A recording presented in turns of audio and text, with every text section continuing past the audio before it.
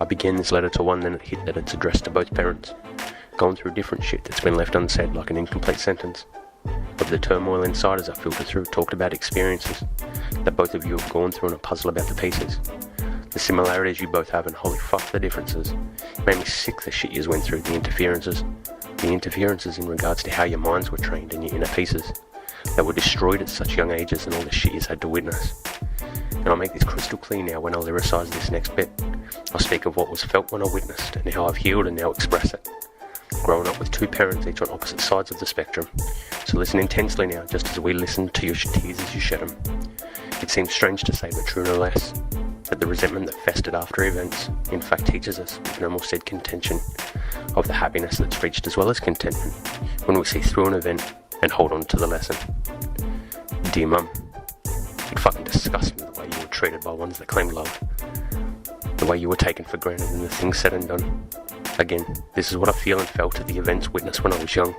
Those so-called just actions of those who preached it, but abused the name of love.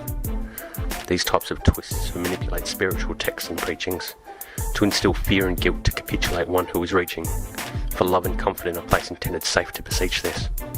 But what I seen instead was the opposite of the Messiah's teachings. I watched as you found and expressed your love, but were then punished. I wonder, what part in the good book states, this is the way love is? You see, the parts that speak of love emphasises no conditions. Hence my own resentment that festered as we witnessed the next bits. As we watched, we saw you shunned with violent silence. This taught me the power of my voice minus my violence. So again, I'm grateful for a lesson without I couldn't write this. And due to this, I hope it's found a truer love which resides inside him. So it seems strange to say, but true no less, that the resentment that festered after events, in fact teaches us with no more said contention, of the happiness that's reached as well as contentment, when we see through an event and hold on to the lesson.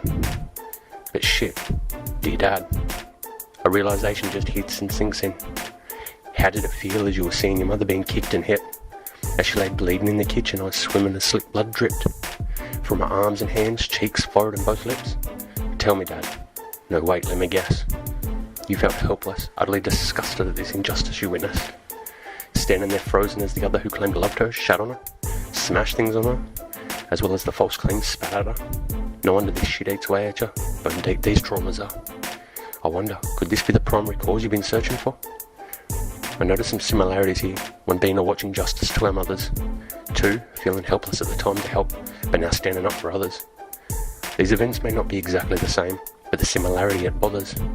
So I asked myself, could this be part of other childhood traumas that's been unhealed and passed down, intergenerational? I wonder. So it seems strange to say, but true no less, that the resentment that festered after events, in fact teaches with no more said contention, of the happiness that's reached as well as contentment, when we see through an event and hold on to the lesson. So please don't let these words I speak fester and add to your resentment, for they are observations of a son who just loves his parents. So could it be found in your hearts to forgive those who did the trespass? Can you forgive yourself enough to love yourself and release the past? And for anyone who listens and can relate, I've got two cues to end with. Where in your mind and life festers a resentment, and with the tools and methods mentioned, will you employ your courage to mend it? I hope so. As always, with love, your friend and fellow catalyst.